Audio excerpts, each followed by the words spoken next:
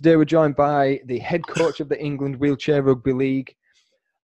You're sports participation officer, is that right, for Medway Council? Yeah, so my full-time role is sports participation officer at Medway Council. I do that full-time along with a role with a national charity called Street Games, which is around raising participation in sport in disadvantaged areas. Is that the actual job title, or is that is the it's kind of for that? My actual title at Street Games is doorstep sport advisor. Oh, not too bad. Did you say you was involved with some of the women's rugby? Yeah, so I'm also head coach of the Great Britain women's seniors tag squad as well. So I was coaching at the World Cup last year in Australia, where we got the bronze medal. So yeah, keeping myself busy. Yeah, God, you put me to shame, mate. And my last tip I've got here on Mark Roughsedge is he's actually a Warrington fan, for all of you that are listening. And you'll be happy to know that you'll be overjoyed, won't you, that Warrington have finally got a team in the wheelchair. Yeah, absolutely. Fantastic to see my hometown team participating in sport. Pity I can't coach and being all the way down south. So really good to see a big brand like Warrington Wolves involved. And it's great to see more Super League clubs involved in the sport now. I got to meet a couple of the Warrington lads as well. They're really like passionate about what they're doing. You can see there's a real drive for it as well. So fingers crossed everything's going to be good, because we've seen the horror stories before with clubs that set up in the past and the funding wise and things like that. But I think Warrington have got a good drive behind them. I think they're going to do well, to be fair. Do you? Yeah, definitely. I think Warrington are obviously a big part of the community there, really knitted into the community. And if they're going to do something, they'll do something properly.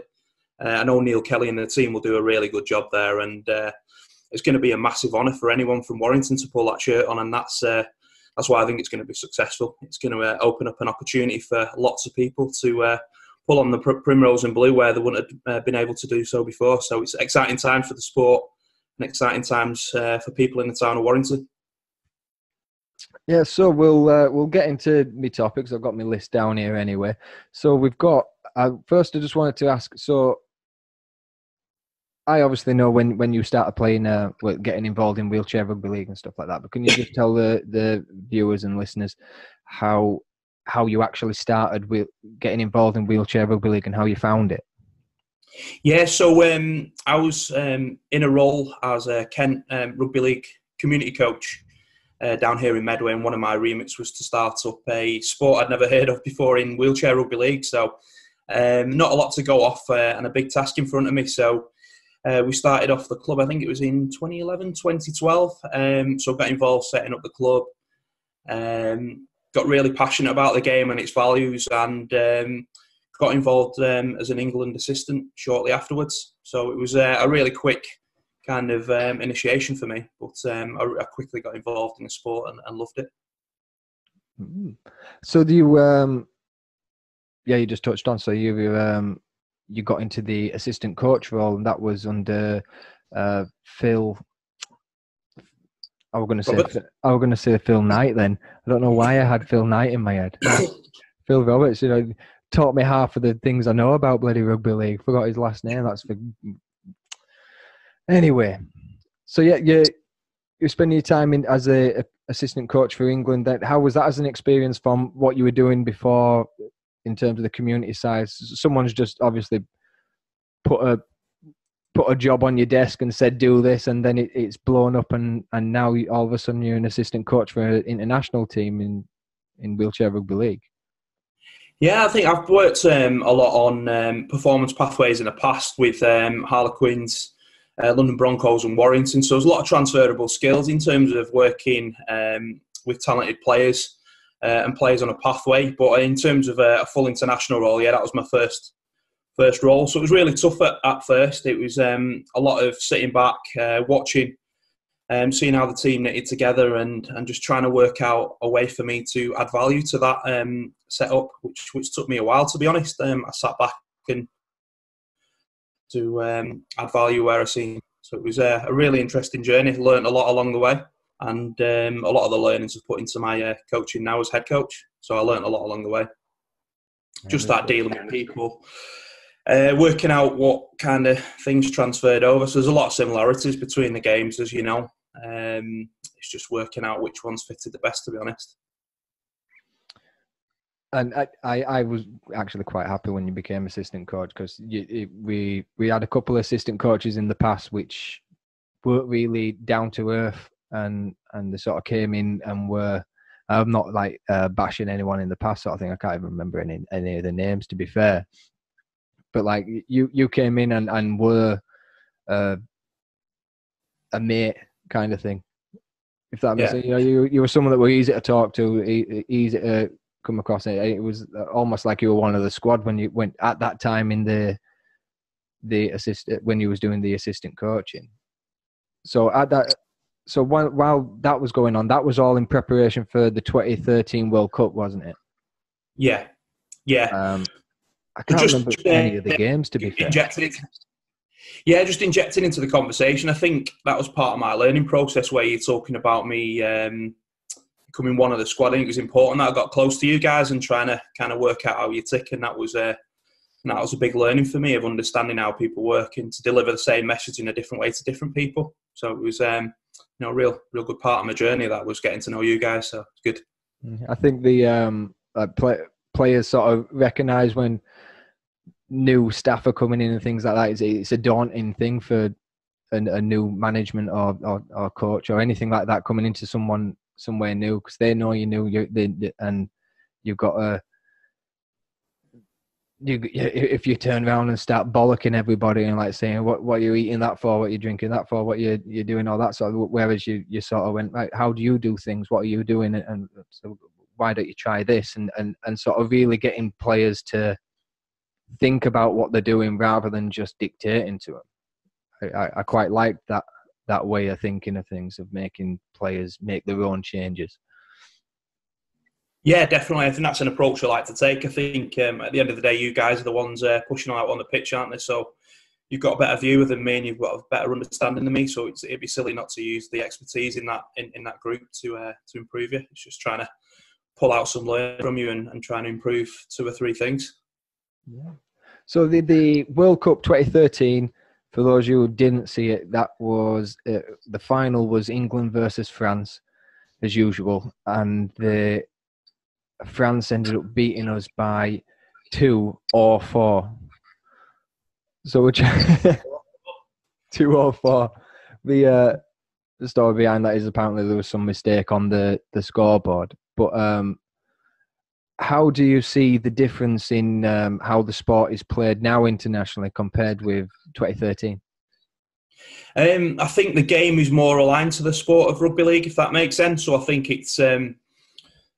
I think in recent times the trends have changed, and it's all about that territorial game now, where I think in the past it was kind of reliant upon that athleticism. I think there was a lot of athleticism in the past. It was kind of the freak skill won the show on the day, if that makes sense. I think now it's a lot more than that. It's a bit more of a tactical battle, and to use a rugby league term, it's winning that arm wrestle to earn the right to play rugby league in the right areas of the field.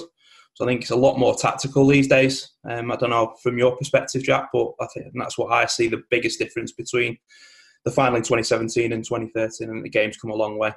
I completely agree with that. With the even at domestic level, if you look at Halifax, our team, we've sort of carried ourselves on the abilities of Wayne and myself being able to break a line and beat somebody one-on-one, but now everyone across the board is sort of playing a high standard of defence, and they're playing a high standard of attacking rugby league as well. Now it's the gaps and the things to exploit aren't available to myself, Wayne, or Holmes and things like that. So it's relying on us to now start thinking of a different way of playing. And I think if it hadn't changed,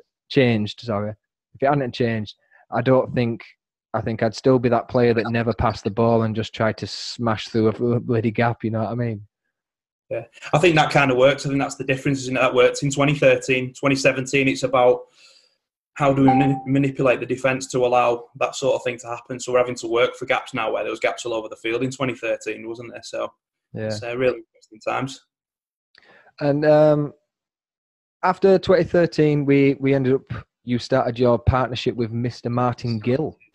Good times, yeah. Yeah. Very good times. Obviously, he's left now after the last World Cup to go and pursue his own business sort of thing. What he's been doing is doing really well from what I've seen anyway. But what do you think worked well between you and Martin? Because it was the first time I've anyway heard of a two head coaches coaching one team sort of thing. And I imagine from the outside, people would think that's never going to work. There's no one boss, one person doing that. How did you actually make it work? Because it did, but how did you make it work? I just think there was a hell of a lot of respect between us. I think we were both really energetic and really passionate about, first and foremost, making people better and then making them better rugby league players on the back of that. So I think our vision and our philosophies were really aligned.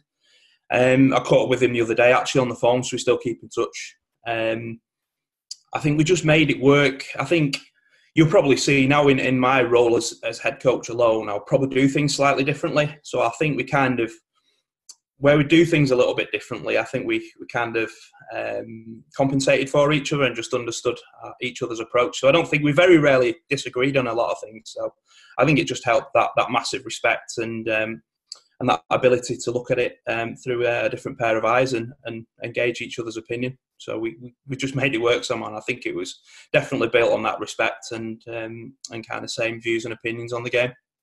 I think the England side as themselves sort of mirrored you two as well in their performances and how they acted as well, sort of thing. I remember especially the Euros, there was a lot of more close together, and we were all really close knit at that point, and there was a big push for us all to really we really needed to have each other's back, sort of thing, because I won't go too much into it. We lost a lot of players before 2015, before the Europeans, and I won't be naming names or anything like that. But how was that pressure-wise with you knowing it? Obviously, Martin Gill might not have knew what was going on, but you knew the ins and outs of it and what was happening.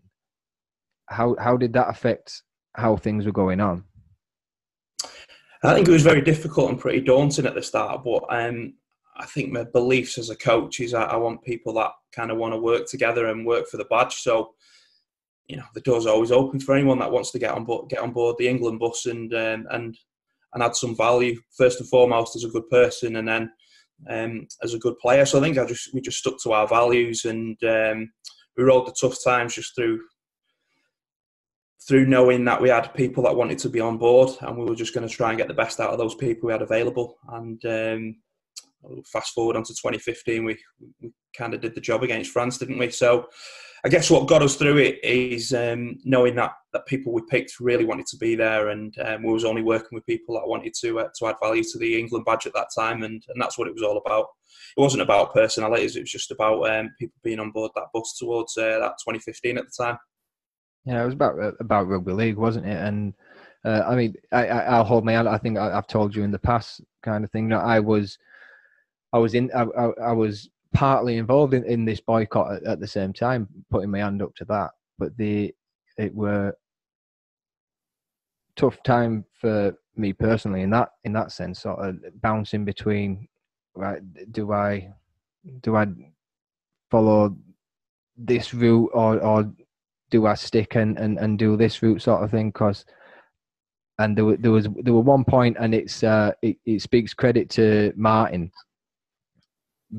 It was the second England camp when this were all going on, sort of thing, and we're just doing a drill, and I was up against Ryan, of all people at the moment, and it was just a one-on-one. You had the ball, and you had to try and get past them. And when I was pushing up, I was beating him maybe 50% of the time or something like that. And Gilly just came past the back of me, and all he said was, switch the ball into the other hand. Something as simple as a normal rugby league thing that probably loads of running rugby league guys know, sort of thing. And I did. I think I beat Ryan like 4 times on the trot after that. And it was like that was a kind of point for me when I was like, no, I need to be on board in the England sort of thing. This is I'm not in this for personal gain. I'm in this for the team sort of thing. And I think that really pushed through in yours and Gilly's way of coaching when we were doing that 2015, and it really sort of cemented in some root values for all the players involved and pushed that onto domestic levels as well.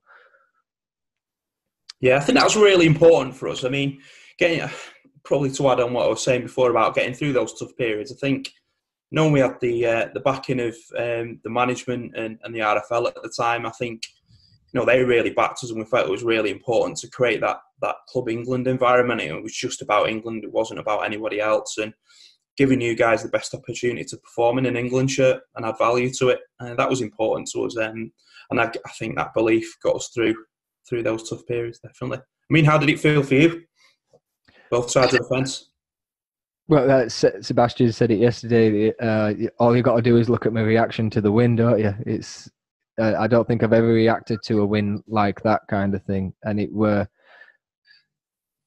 I felt like I was probably similar to how you felt, because knowing what was going on and what the deal was and who we'd lost and the odds against us and things like that. And it was one of those it was kind of an unbelievable thing. But it was sort of going into it, and I was like, in the back of my mind, I was thinking, like, who are we kidding? We've got a completely new team. We've got all these new players, never played internationally for England, and hats off to all of them, because they all played their asses off and played amazing rugby league.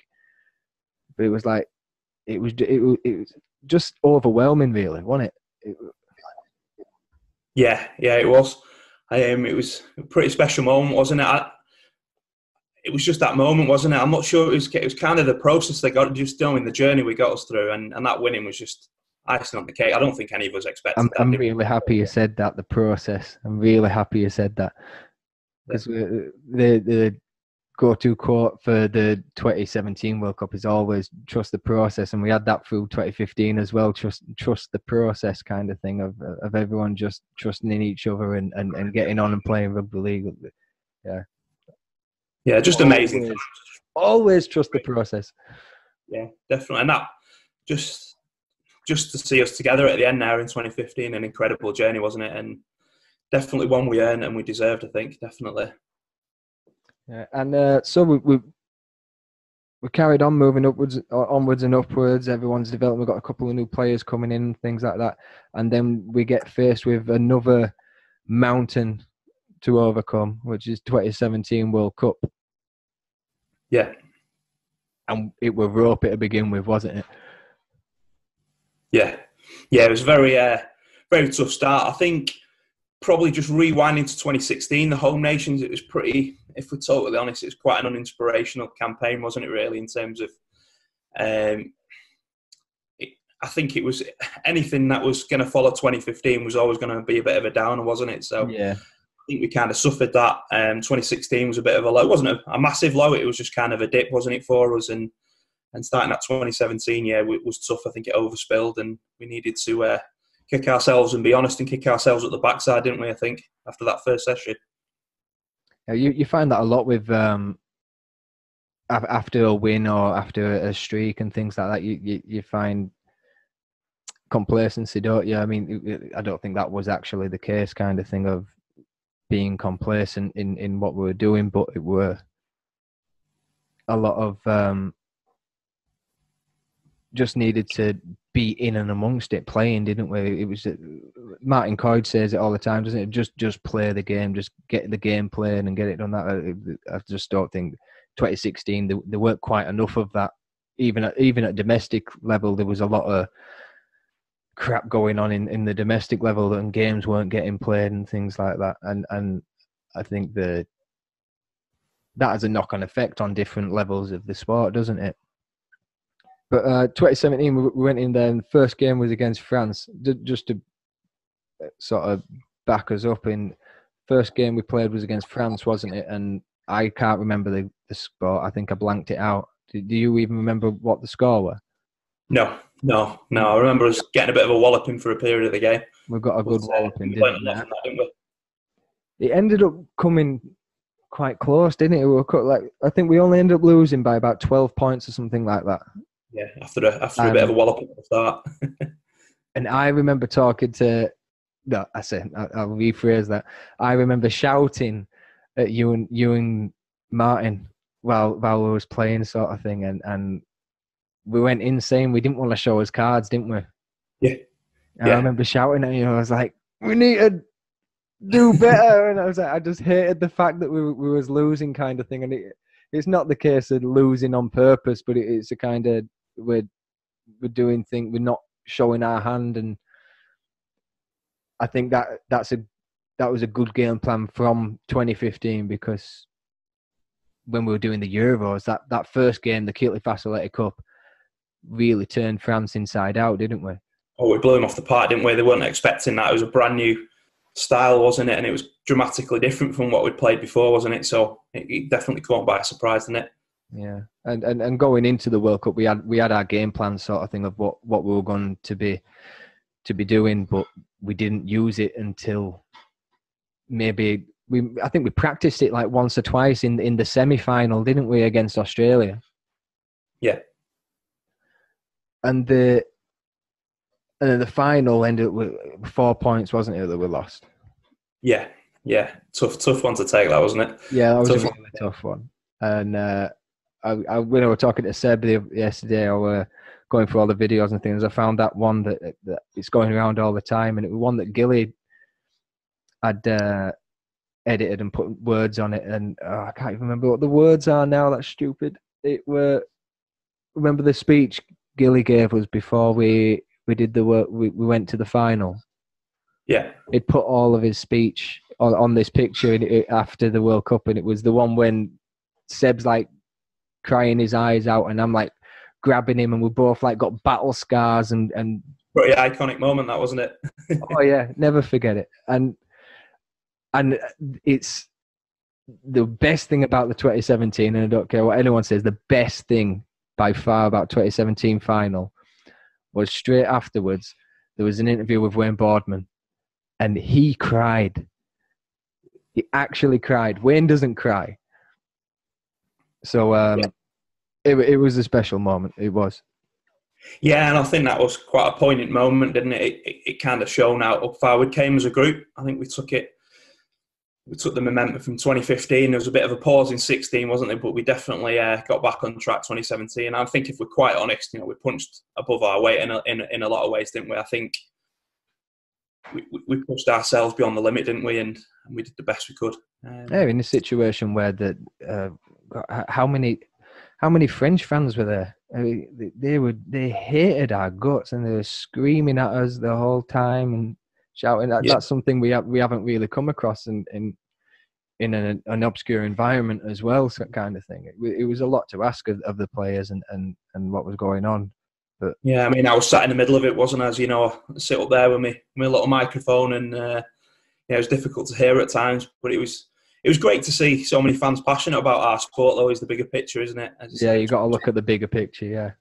Yeah, I mean, it was outstanding, wasn't it? A couple of full stands there, thousands of people, loads of people on streaming. I think that World Cup took the sport to a new level, didn't it? They did a really good job there in France. We played a major part. So now it's our job to take it another step in 2021 then. Yeah, talk about game changers. This is going to be absolutely massive, isn't it? And what a journey we've got in front of us. I know, it gives me goosebumps thinking about it. Yeah. I mean, we've got BBC involved. RFL have now upped their involvement in what's going on out there. I know that you get a lot of headaches from the RFL and with the selections and all the trainings that are going on. But like everything's sort of been dialed up to 10 now, hasn't it? Oh, massively, and I think it's something we've probably needed, if we're honest. We're getting challenged on everything now, and we've have to, not that we didn't justify it before, but we're actually having to really think about what we're doing now. With this, going to an exciting place. The RFL are investing a lot of resource into us. So over the next 2 years, it's really exciting to see what all that resource and hard work gets us. And there's a big prize there, isn't it? The Liverpool, the M&S Bank Arena. In November, we've got to get there first, haven't we? Yeah, I can't wait. I was talking with James about it. He says the venue, he's obviously been to the venue to see it. He just says it's mega. It's just mega. I can't wait to get there. Oh, goosebumps. Yeah, all the way. Got a couple of games to get there first, haven't we? So we've got a lot of hard work between now and then. So really excited to see. Well, the first of them is this June, isn't it? We've actually got a test match against France. Yeah. Is that going to be for the Keelty Facility Cup, or is it just a test? From what I understand, I think one of them will be the Keelty Facility Cup. So I'll have to fetch that with us on the train over to France. Yeah. I forgot we had it then. yeah, we've still got that. Yeah. So they're exciting times. So we'll find out a lot about ourselves in our time in France, as we will do in Australia as well. So lots of opportunity for us to grow as a squad and grow further. Yeah, for those who don't know as well, there's a tour going on in October for Australia as well. It's like was it a week or more? I can't remember how long it's supposed to be for. It's looking like 5 games over a 14-day period, so really, really intense period for us, given the jet lag and things like that. But what an experience that's going to be, and we're going to because we're going to be going all over the place, aren't they? They're going to Brisbane, Townsville, Sydney, Wollongong. So we'll be 2 miles off the clock. So it's a three-match test series, like the old school Ashes, and a couple of tour games in between against Queensland and New South Wales. So plenty of opportunity there for us to put some vital miles on the clock. It's going to be exciting. Yeah, I'm really happy that now we're doing because this will be the first tour that we've done like test match with Australia, isn't it? We've only ever played Australia in a tournament.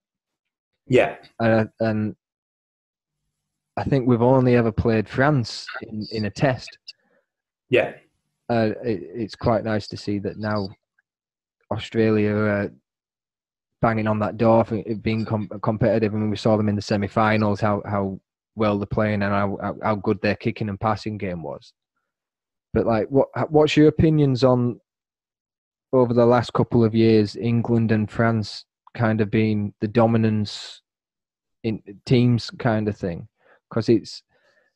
I know for a fact, like the 2013 World Cup, I know you were new at that time, but at that time that really was 2 tournaments rolled into one kind of thing. With the levels being kind of different, but it was always it's going to be England or France, or it's going to be France or it's going to be England who win it, and it was like almost like a second competition for third. Yeah. What are your opinions on how that all comes off? Well, I think it's important. I think us going over there for that 3-match test series is going to instantly improve them, isn't it? Because they're not. I think the trouble they've got in Australia, it's not like us, is it? Where we get to play France almost every year. We get exposed to the top opposition, don't we? Every single year. Where in Australia, you haven't got that luxury of this, so they're having to manipulate through Origin and things like that. So. Bigger picture hat on, I think it's going to be great for the game. Us going over there, them being able to kind of measure themselves against one of the top 2 sides in the world. So I think these tours are important for that reason. We want a strong Australia in there, don't we? We want a strong everyone, don't we? In there, that has to be the end goal. Looking in the sport point of view, as an England point of view, I'm happy as we are, but as a sport, that's what we kind of need, don't we? We want 6 or 7 teams capable of winning the competition at the end of the day, don't we? And that allows us to grow the sport globally, doesn't it, and domestically, and finally realise its potential, I guess. So, yeah, I think it's really important. It's good to see Wales are improving year on year, aren't they? They gave us a tough time, didn't they, in the 2017 World Cup? It took us a long time to unlock it. So, they were well ahead of us, weren't they? Until like 3 quarters into the game, weren't they? We had to really pull something out to actually get one over on them for that game. That was a massive surprise for us as England. But yeah, absolutely. again, like we say about the sport, it's the best thing for it, isn't it? Yeah, 100%. And I mean, if Wales, if Wales carry on the way they're going, it's going to be a couple of tough games for us, and it just puts us in a better stead, doesn't it, for 2021? So the more tougher games and the more tougher environments we can get ourselves involved in, it's going to be easier in 2021, isn't it? I'd just love to see in the 2021 World Cup that every game, within 4 points or something like that. If every game was like that, can you just imagine it's like we're going on BBC on the red button, aren't we? I know we're talking to Seb yesterday about it, but it'd just be awesome. Yeah, again, and that's massively important. Myself. Yeah, and that's so hugely important, isn't it? That we've got more competitive teams than we haven't, isn't it? So if we can get all those close games, all those pairs of eyes on the BBC red button, it's just going to be massive, isn't it? You can see our sport in a good light. Yeah. So we've talked a lot about the sport in general now, and I just wanted to get your predictions, your probably biased opinions on the predictions for the June game then against France. It's difficult to put my head on the block, isn't it, as a coach? My predictions are it's going to be a real good, entertaining 2 games, I think. So cop out. Yeah, definitely. Cop out. I mean, the backside's hurting from sitting on that fence, but what I will say, it'll be a great occasion for both teams, and looking forward to it. It is exciting. So, and obviously, from our point of view as well, Lewis King on debut as well, so it'll be exciting to see how he goes, won't it? So it'll be good. Yeah, it's great. I mean, the Lewis has done great, hasn't he, at England when he came, first turning up, and him and James sort of gelled really well, didn't they? Coming into a new not foreign, but different setup kind of thing, and having to really adapt. And he's got a bright future, the lad has. I'm quite can't wait to play Argonauts, to be fair, to see the difference in just what he takes back from the England camps. Yeah, and that's really important. And it's important that those guys take what they learn from the England camps into their club environments to try and improve. And like you say, the Argonauts were really good, weren't they, last year? They took the Super League by storm, didn't they? And I think this year, with a bit more structure, they're going to improve, aren't they? So yeah, definitely. Some talent at the club. I mean, you only have to look at the Leeds Rhinos story, don't you? For 5 years ago, the whipping boys of Wheelchair Rugby League who getting 100-0 here, left, right, and centre, and really struggling in the sport, and always just kept putting their heads down, kept learning for every game or loss that they made. They always learned, and they got the players involved in England. Then that was the next step, and then they brought them away from that. What's it been like for you to see the development of them players? Because obviously they joined when you became a head coach for England. What's it been like to see them grow from what you've seen them before you were head coach? Well, I think it's really exciting. I think for us to be successful at international level, we need that domestic game really as strong as it can be, can't we? So I think the pleasing thing for me is the development through the national programme, taking it back to the club and playing their own version of that. So what they've not done is just copied what goes on at England, or they've not copied you guys who have dominated for a long time as Halifax. They've kind of took good bits from all different areas and made the Leeds Rhinos version of that, and they're playing some really exciting stuff. I mean, how good was that? Maybe not for yourself, but it was a great final to watch and commentate on. So the pleasing thing for me is exactly that template of people going into the international environment and taking some key learnings and improving their clubs. We need that across the board. So for a strong international game, we need that domestic game continuing to be strong, don't we? And get continual sharing of good practice, be it through play. There's a lot of lessons to be learned from Leeds and their story and how they've progressed. And I can only hope that, well, I'm pretty much sure that's what they're going to be. They're going to be staying up at that top level the whole time. Just the way in which they they are approaching the game and how they're structuring themselves and developing players and things like that. There's a lot of lessons that can be learned from them. Yeah. So the exciting thing for me is, you know, they've risen the bar. So Halifax are going to go and try and raise the bar a little bit more, raise the bar, and it's exciting from my point of view, watching from the outside. Really exciting. Yeah, that's one of the hard things for Wayne to take. Where I've said to Wayne, but this is the time now when all our lads are going to step up now, and we've had a loss, and now we can see where the mistakes are, and we can change them, and we can get better, and we can do this.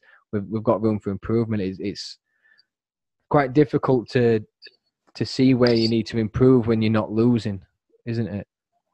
Yeah, it is. Yeah, you've just got to find a way to improve, haven't you? And try and, yeah, it is a little bit more difficult, isn't it? So when you lose, you can kind of pick up 2 or 3 moments in a game, can't you? Or 2 or 3 patterns that you can improve upon. But yeah, it's kind of that growth mindset of being able to improve all the time and not being satisfied with what you've just delivered. So yeah, it's a tough challenge.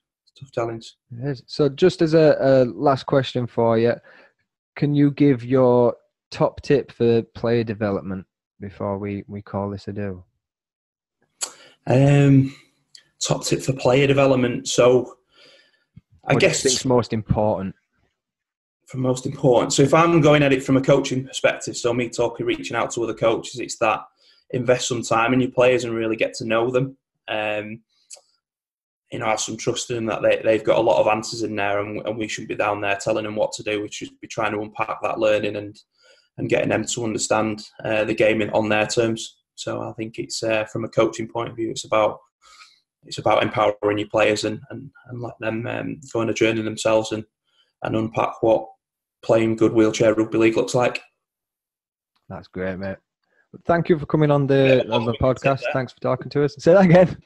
Did a bit of a long-winded tip there, but I don't mind it. It's fine. But thank you for coming on, mate. It's been great talking to you again. I'm going to be seeing you at the next England camp. Yeah, in May, not too long, 2 or 3 weeks, isn't it? So yeah, just tell me the day before and I'll turn up. Don't worry. Yeah, definitely. Make sure you're hungover as well. Yeah, I will do. But thanks for talking to us, mate, and I'll see you soon. See you soon. Take care, dude.